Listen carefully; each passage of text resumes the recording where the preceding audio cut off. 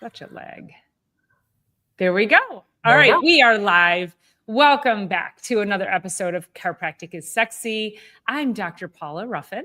I'm Dr. Erica Peabody here with my hot tea. Oh, it is cold, and I think that's also why our nervous systems get a little Yes. Yeah, it does. It takes definitely, it definitely takes the whole system up a level to be working with what, that kind of a shift in our temperatures. Where are we at? 17 or something degrees today. I think 19. We're 20 degrees less than where we should be. Yeah, what I really love about it, though, is when it's really cold, it's usually really super sunny. So it's like we also get like this gorgeous blue sky and gorgeous white everything and sunshine. So yeah, it's always both. We're a little bit. I know I in my adjusting bay, the sun comes through that window and it hits my back. And even though it's freezing outside, I'm like, oh my gosh, it feels so good. Yeah, so great. Thank you, Lily. Good to see you. I know I love this sweater. So cute. So we wanted to come on, Dr. Eric and I are always talking about lifestyle and nervous system and how do we keep ourselves protected. But at this time of year, even more so, we get into it's sugar season. However, it's also stress season. And the amount of stress that people experience between family stress, financial stress, holiday stress, job stress, like it all seems to come crashing in. And 1 in 3 Americans say that December is their most stressful time of the year. So we really need to talk to you about how do we protect ourselves, what's happening to our nervous systems, and what things can we be doing to make sure that we do not fall victim to this December stress and how it can actually be so detrimental to our overall health. Well, I was talking with a patient actually just this morning, and they're like, where is this blah, blah, blah coming from? Because patients ask us that all the time. How did I get this blah, blah, blah? Where is this coming from? How, and it's like, well, it's multifactorial. It's not only, they said, is it from my pillow? I'm like, yes. And well, is it from my job? Yes. And is it from the holidays? Is it from what's it from? It's from everything. And it's really like, there's no button to push to unwind it. And there's no button that was pushed that wound it up. Our body keeps score. We say that almost every week here. And exactly like you said, so much stress. You guys, I'll share my holiday feelings about all of it because of the level of stress that we take on as chiropractors in the public. But just, my own personal thing, I'll share some other time or later on in this episode. But it's like, if we really look around us, how much is actually necessary? How much of the things that matter are being acknowledged and how many things are over the top and unnecessary? And I think that's one of the main focuses is now that we're at December 4th, we've got a whole month to determine how we want to take on this month. And I'm just stoked for this episode because chiropractic should sit right in the center of your month. It really should. Get your friends and family chiropractic adjustments for Christmas. What if you did that? I mean, way better than another sweater. When you think about having to go to a family event and you're like, oh my gosh, every time I have to go and talk to Aunt Susie, oh my God, she's so negative and she's constantly running from here to there. You know what? She could use a gift of chiropractic adjustments. Give the gift of health. Give the gift of health because Aunt Susie's brain is probably just like on fire. And if she got adjusted, it might calm her down and you might actually enjoy spending time with her. Mm-hmm. Then that won't cause dysregulation in your desire to visit with Aunt Susie. So it's especially this time of year. And if you are under chiropractic care, and you're the once a monther, I would encourage you get in every week during the holidays. We think about, Dr. Eric and I take care of pregnant patients as well.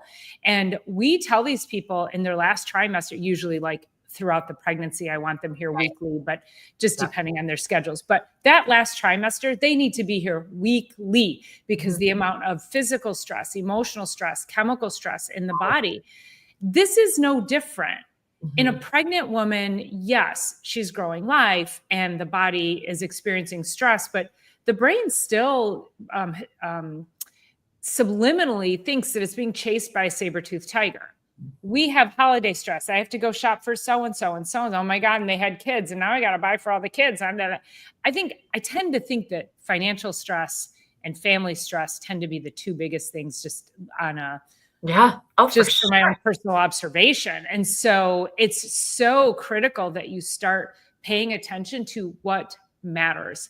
I promise you that if you don't buy a gift for someone, you write them a nice handmade card, that is going to go so much further. It's going to save on your money. It's going to cause your brain to be like, oh my God, thank God I just saved $50. You know, you have 10 people that you have to spend $50 on. It's a lot of money. It adds up fast. Yeah. Yeah. So I was just thinking about that as you're saying, you know, it's financial and it's family. So those two F's, but there's also, and it will stem right into your, into Like, sort of like your whip cookies. Yeah. But here's the thing. So we can only handle so much stress in our life. So if financial and family, you can do something a little bit about financial, like Dr. Paula just said. But family, we really can't do anything about it except for handle it better. But if we have those two stresses already, and then maybe we skipped a couple workouts or something like that, and then you eat a bunch of crap at the same time, our systems are set up for illness the beginning of January.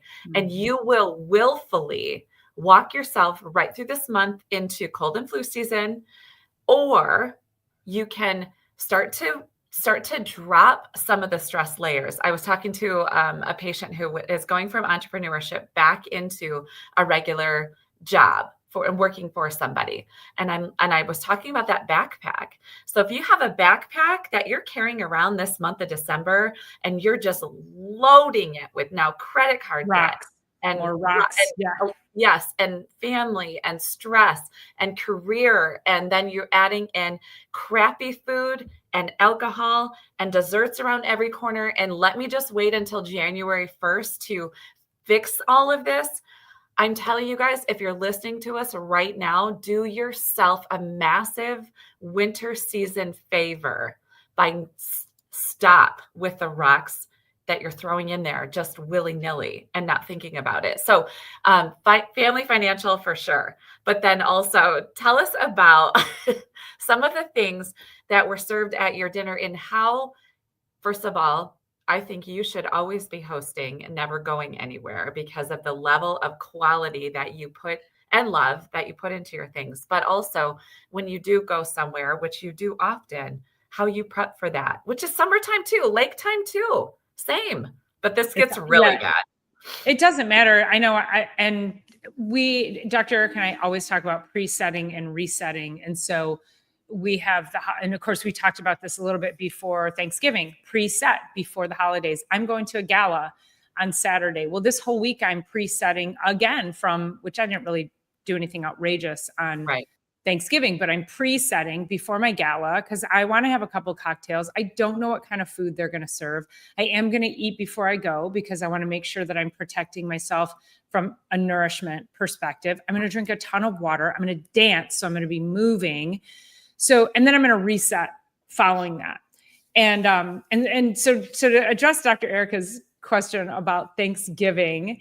So a couple of things happened. I went to a friend's for Thanksgiving, people that I grew up with, and they had asked me to bring the bread dressing, which I've also realized that there's a difference between dressing and stuffing. When you tell people stuffing, they're like, oh, you're making the turkey too. And I'm like, no. So I had to start saying dressing. So I was making dressing because I was saying the thing that I love, my indulgent thing at Thanksgiving is bread dressing. And I want a really good bread dressing loaded up with breakfast sausage and tons of sage and onions and celery and all. And it was, so I made it. I took it. I used high quality bread. I actually used breadcrumbs, but I got the good breadcrumbs, not crumbs, but chunks. And I had these lofty ideas that I was going to make my own sourdough and cut it and toast it. And I was like, that was a stress. And I was like, you know what? There's good quality breadcrumbs I can buy.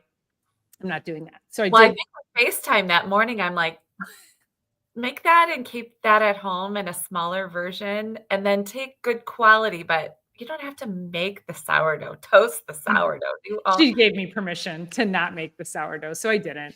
But so I made the dressing. It was as delicious as I wanted it. It was wonderful. And Dr. Eric has always said too, if you can take the time to make it, your body can handle it and eat it. Make And it. what I find with that mindset is that when you take the time to make it, you don't gorge or overindulge, or like I had like probably a handful size portion. Like Mhm. and I enjoyed it. And thank God I took that. So my daughter also, she made homemade macaroni and cheese. Now, my daughter's a mini me. She bought high quality cheese. She made the roux. She shredded it by hand. Like this mac and cheese was to die for. Okay. So then, cheesy potatoes always make an appearance. And then there was a casserole, a sweet potato casserole that made an appearance. And I was sitting next to one of the people there who I had met, but more of an acquaintance thing. And I said, and she was talking about like her diabetes, and she was eating these sugar-coated pecans that she made. I ate 2 of them and I thought I was going to go into a diabetic coma. She proceeded to tell me she can eat all she wants. It doesn't tank her blood, or doesn't spike her blood pressure, but it tanks it. If you're diabetic, you should know that's a rebound drop in blood sugar because you spiked it so high. So anyway, I take one bite of the sweet potatoes, and you guys, it was like eating freaking, like it was so sweet. I couldn't handle it. And I said, she goes, "Oh, I made the sweet potato casserole." And I was like, okay. And then I took one bite of the potatoes and I was like, I should probably fact check the potatoes. And I said, "Did you make the potatoes too?" And she goes, "I did." And I said, "What kind of cheese did you use?" And she said, "Velveeta." And I was like, just like that. And I was like, "Oh, good." I did not take one more bite of anything else. I was like, I stuck to turkey, my daughter's mac and cheese, and my stuffing. Oh, Yeah. and the cranberry sauce from the can. Nobody touched that one. So Yeah. Well, it's one of those things. It's like, okay, so Dr. Paula and I were on FaceTime on Friday morning, and so she was sharing with me a little bit about it, and then it was like, "So what did you do with the food? Like, if you serve yourself," I'm like, "Dude, just like smear it into the corners of the plate so it looks," or did you like, I mean, but regardless, as you can tell, Dr. Paula is not in any way, shape, or form putting that into her body, because what are the effects of that? Some of those chemicals, especially the Velveeta, I mean, does it have chemicals that sticks around in the body and inflames the whole thing? More than likely, how long does it stay in the body? Does the body know what to do with it? It's a chemical. So then the body's like, what in the heck was that? And then it starts, what I always tell my patients, I'm like, when you put those things in the body that are inflammatory, which that's wildly inflammatory, it sets small bonfires in areas that were maybe a little bit agitated anyway. So if you imagine setting small bonfires everywhere in your body, I actually had a patient come in a couple of years ago and she said, I was sitting at Thanksgiving dinner and I actually have enough body awareness that I could feel parts of my spine starting to react to some of the inflammatory foods. And I'm like, good for you. And you can make those choices accordingly, right? You can make the choice to still do it, and that's okay, but preset before and reset after, or drink a whole ton of water, fill your plate with greens, like do something so that you can still feel like you're partaking, but you're not going to toxify and assault and annihilate your system. So no, you're not going to have another bite of that stuff. No, her diabetes probably skyrocketed. She probably had, and who knows what else, right? But we're not doing that. well, And I just don't do it.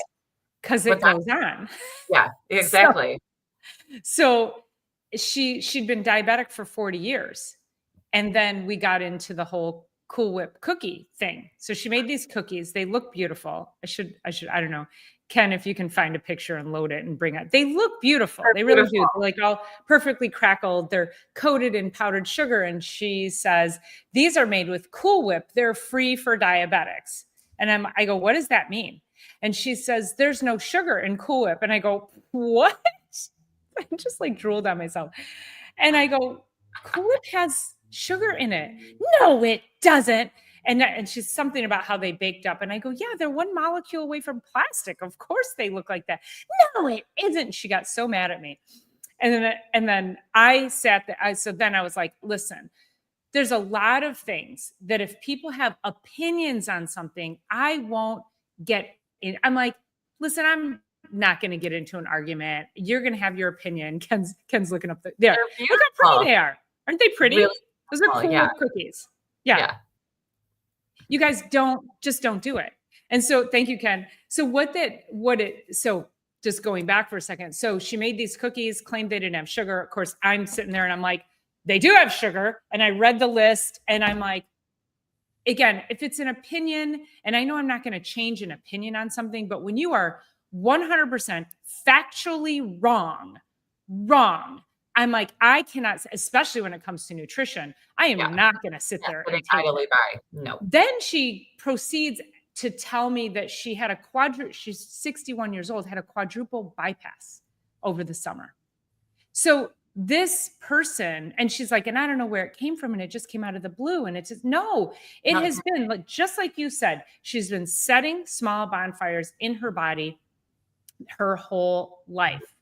And this is what it culminated. Like, your body doesn't break for no reason.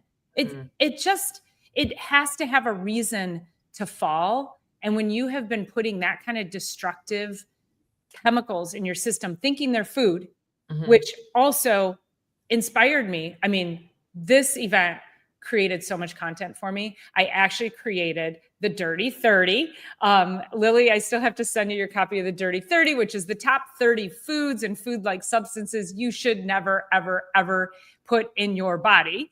So I created this digital download. If anybody wants it, go ahead and drop me a message.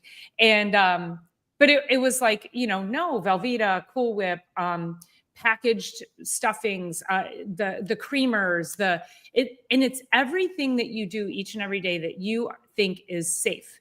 And I still need to go and look up like the American Diabetes Association to see if that's like on their website. Like, who told her that Cool Whip was free for diabetics? Like, that's malpractice. It is, but also the Diabetic Association is directly connected with the pharmaceutical industry. And so they don't really, like, I have a type 1, my very best friend is a type 1. And she has been on insulin. She's now 51. She's been on insulin for 31 years. And she is also keto. And if she would have gone keto years ago, or like fat fueled and protein fueled, she probably would, like, she's also a kidney transplant. She's in great shape. You wouldn't even know that this is going on for her. But also, if she would have known what she knows now back then, like, she's able to actually like scale way back on her insulin. And so I think it's not keto clarity. There's a book about the keto diet. This is not like because everyone needs to go keto. That's not why I'm saying this, but they addressed the president of the American Diabetic Association. He happened to be, and I got to remember what movie this was. It was a documentary. And so they walked up to him. He was eating lunch in the cafeteria of, I don't know if it's like the American Diabetic Center or like wherever the main hub is. And they walked up to him and they were talking about the keto diet. And what if you didn't eat sugar? Like, could you regulate your sugars if you didn't eat the sugar? Like, would you have to take less insulin? Would you be able to get off insulin potentially? And he's like, so he's sitting and they like sideswipe his lunch, truly, and him at lunch. And he's like, I don't want to argue about this. They're like, sir, we're not trying to argue with you. He's like, well, I'm not here to argue this down and whatever. Like, he had nothing to respond because it's the truth, is like, Cool Whip isn't free. Sugar isn't free. No matter what's going on, if you have that kind of process going on in the body, nothing's free. Nothing is free. And that just brings me back to Silly Lily had said everything in moderation around the holidays. Dr. Paul and I would agree with this unless it's poison. Dr. Paul and I do not agree in moderation of poison ever. And it's just never like everything in moderation, yes. But as long as it's not super ultra processed food and everything whole food, yes, in moderation. Everything, when Dr. Paula was saying about like the sourdough, there's this great phrase that she was saying is if you can take the time to make it, your body can take it. But you cannot make cinnamon rolls, just as in, for instance, you cannot make batch after batch after batch of cinnamon rolls like you could go out and buy cinnamon rolls. So that means if you take the process of doing sourdough, take it all the way into making cinnamon rolls, then your body can actually consume that, because you're not going to do that for days because no one has time to do that. But if you can, that's why sourdough is so great for people. It's really, really gut health benefit, is because you let it rise, you let it ferment, you let it do its thing and do its next thing and feed it and do days of whatever. I don't do sourdough. I don't have the patience for it. But I know, if you can take the time to make it, your body can take it. That means not getting cranberries out of a can. What? Yeah. No one should. That was on the Dirty 30. The shit that's added to that. I know it's crazy. And when we think about, again, I probably should have pulled that up. I don't know if I could pull that up real quick here, Ken, but I'll see if I can pull it up real quick. But anyway, it's amazing when you start looking at, and that's right. And then Lily ratted out Ken because I called out the flavored creamers, and she ratted out Ken in the comments about how he loves flavored creamers. So. I love it. Call your spouse in to listen to us, and then call them out while you're listening to us, and we'll back you up. Right. This will be great therapy. Here we go. Dirty 30. Well, and again, the problem is the education, like where, and okay, so I feel badly for this woman, and her daughter was also there, who clearly, like, I don't want to sit at a party and judge people. And it's not judging in a sense of like being negative on them. Oh, you got it. Thank you. But it's a matter of it's same thing. If I see you in a grocery store and I look at what's in your cart, I'm going to look at you. I'm going to look at your skin. I'm going to look at your size. I'm going to look at how you walk. I'm going to look at, there we go. Okay. I'm going to look at all the things, because then I'm going to be like, that's why you're like that. Mm-hmm. And so her daughter was there, and the daughter, clear picture of polycystic ovarian. Like literally, if you think of PCOS, and we don't have time to go into what that picture looks like, watch some other videos, but I know Dr. Erica knows what I'm talking about. And they had a baby that was 7 months old that I thought was under 8 weeks.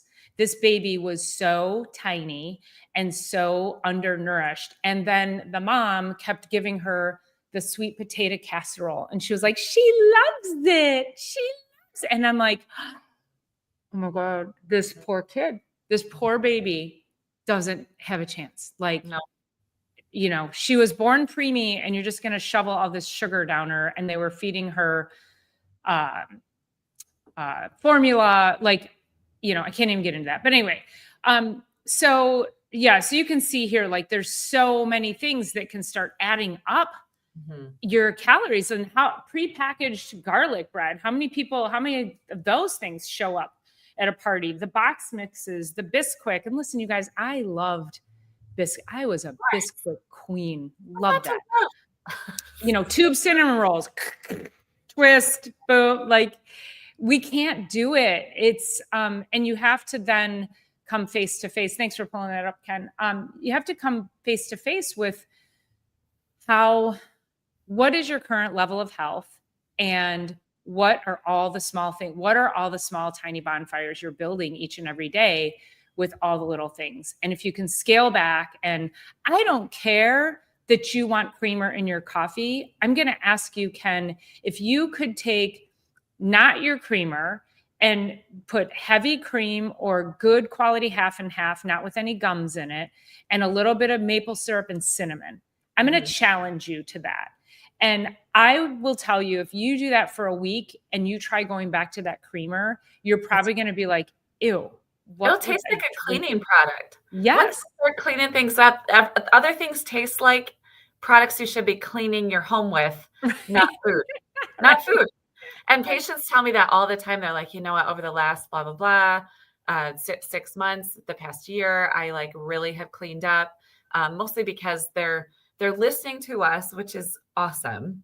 But also they're doing the work on outside of here. And they're like, and then I sat down to, again, like a Thanksgiving dinner. I went to someone's birthday party and I had a little something of this or that. And they're like, it tastes terrible.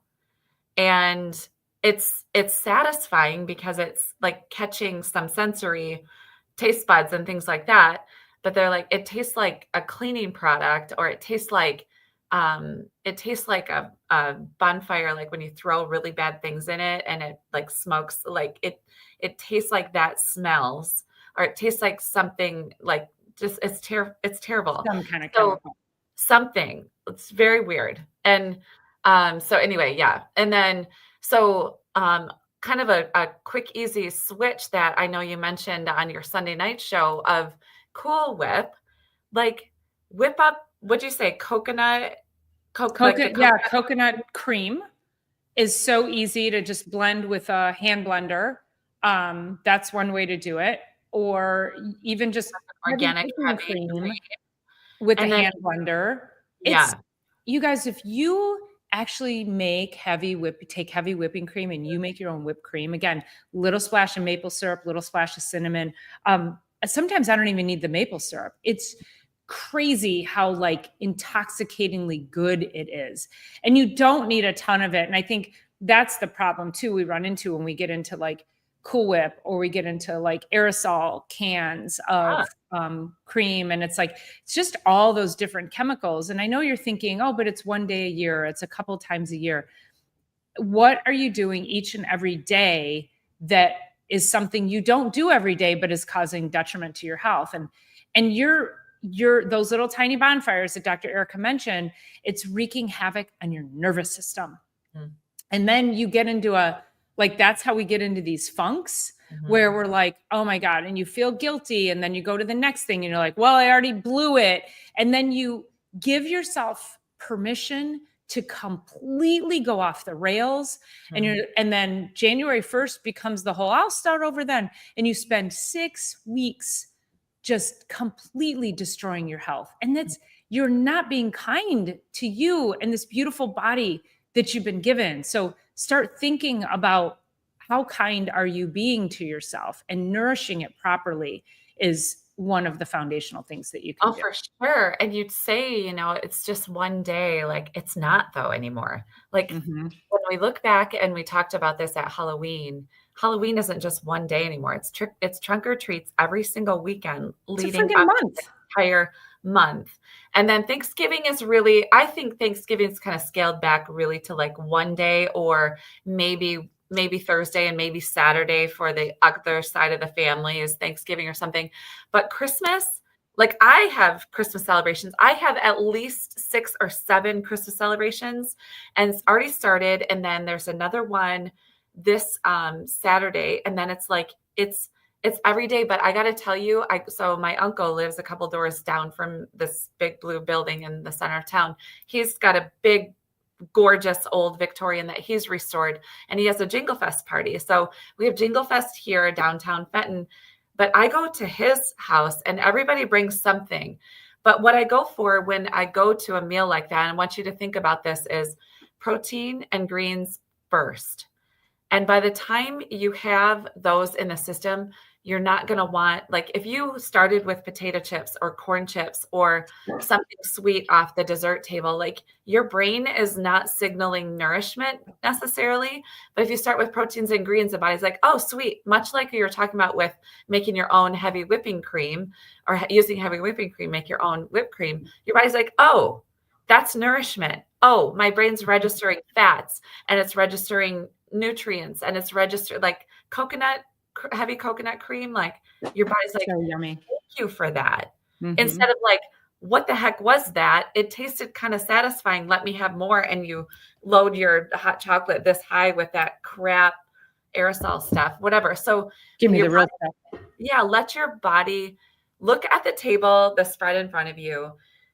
Look for the nourishment there, like deviled eggs. My mom always brings deviled eggs everywhere. I'd rather have 4 halves of deviled eggs, knowing I'm getting about 12 grams of protein, some good healthy fats, and not a lot of trans or weird oils. I go for those, and I'll go for the turkey that'll be on the table, or chicken, and then ham, and then the veggies. And if I have a full plate of that, I'm not going back over and over for the crap. So think about that as you're going through, because your body, if it's registering nourishment, it's not going to overeat. It's very difficult to overeat that heavy whipping cream as it would Cool Whip. You put those two and you're never going to overeat it. It's too much for the system. Well, and you mentioned do the protein in the greens. You're assuming greens are going to make an appearance. There was not one green thing.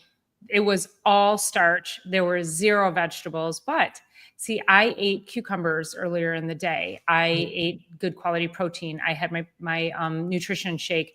So I made sure I covered my bases on that. Vegetables will usually never make an appearance unless you bring them. So that's where, like, bringing a veggie tray, I always talk about that, like bring a veggie tray so that you have like good nourishing, low caloric, high nutrient dense, high fiber foods that you can eat. And then also that fiber helps you digest. It helps you feel fuller. It doesn't allow you to get bloated. So think about that perspective. And Dr. Eric is right. It's like survey the table first before you just start at one end, and then you know, because then you're going to put stuff on your plate that you might not want because you don't think there's good stuff at the other end.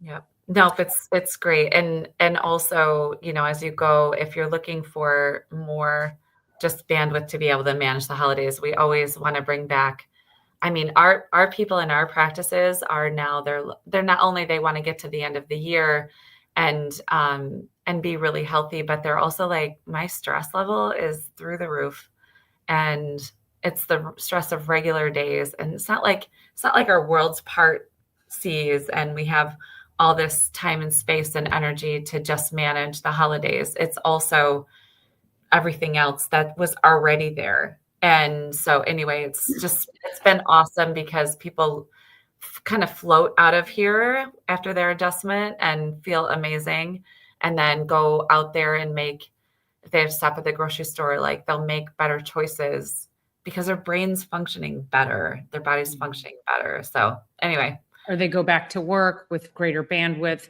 And, you know, we're talking about food and parties and lifestyle and family and financial stress, but we can't forget the fact that it's year end for a lot of businesses, a lot of entrepreneurs, and people often, it's the overworking. So you've got that schedule going on with the party schedule going on with, oh, I got a Christmas shot. I mean, there's so much that comes crashing down. So it's really just trying to regulate all of that.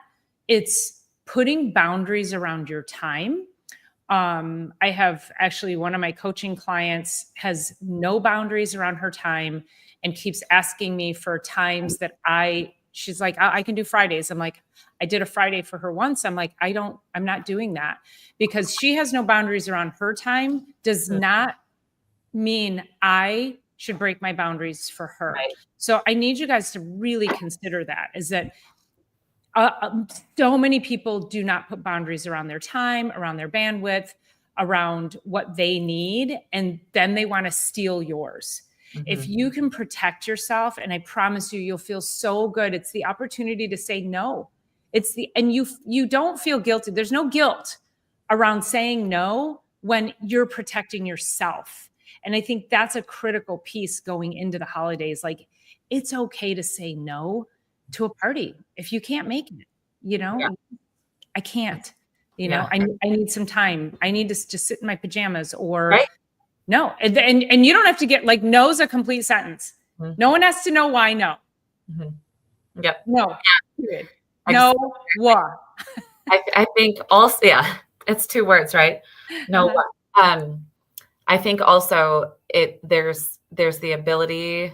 I think if somebody invited you to do something or go to a party that you really didn't want to, and you say no, or give an excuse or whatever. If you were just straightforward and said, I don't I don't want to. It's gonna serve me to stay home today. That's what I did on Sunday. There was a lot of things. Well, fortunately we got snowed in, but there were a lot of things that also came up locally that I could have gone and done. I'm like, I actually don't want to. I want to respect my time and energy and all of that and just be at home with my home, enjoying my mortgage. That's what I keep saying. Just go home enjoying my mortgage. Um, but, with the dogs or whatever, it actually the next time, what this does for that person is it sort of gives them permission to also go forward and maybe shed some light, and maybe they don't want to do something, and then they're able to uphold their own personal boundaries and energy because they saw you do it. So it doesn't mean like put the kibosh on everything, but it does mean be really, really respectful. I love There's a lot of blended families right now, right? Just in our world in general. And I have this set of parents that were also from 2 blended families. So 2 sets of parents on each side. And then they had kids. And when they were young, they were hauled around to all the things. So they opened up all their gifts. Then they had to go to one home. Then they had to go to another home and open gifts. And yeah, it was gifts and lovely and all that. And they just say no to Christmas Day for one, but a couple other times in the year. And they're just like, our answer is no, because we remember that, and that wasn't serving us back then. And then I'm also hearing like, we're not doing Christmas morning stuff. We're going to maybe do a dinner at 5 and let people sit and drink their coffee and enjoy the Christmas spirit, because the week starts again and it's 100 miles an hour. So take the moments with the people you love while you can, and encourage others to do the same. And So that is, that's good. That calms your nervous system. Those yeah, yes, relationships, right those there. connections. Just Yeah, the talking about connections matter. it. And the Mhm. best connection is the connection you have with yourself.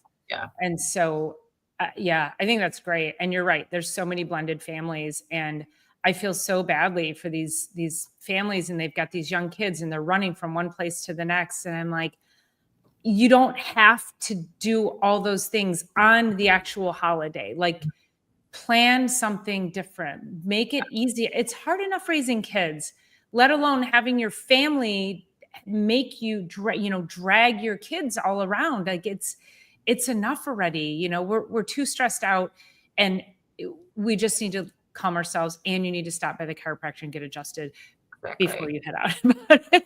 Should we be open on Christmas Day? I kind of wonder. We actually should. We should I be open know. all the way through it, and that is the time that I close for the week between Christmas and New Year's, but that actually falls, so I get to work on a Monday, and then I'm gonna open the Friday before of the new year, just because I don't want everybody slamming in one of those days Yeah. or the other.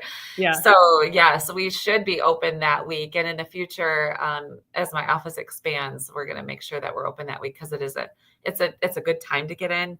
Usually Mhm. have a little more time in the schedule, and maybe have work and definitely school off. So yeah, in the future, I do see the importance there. And also my body, brain, and mind and spirit need Yes. week to recover. So Yes. anyway, love you guys so much.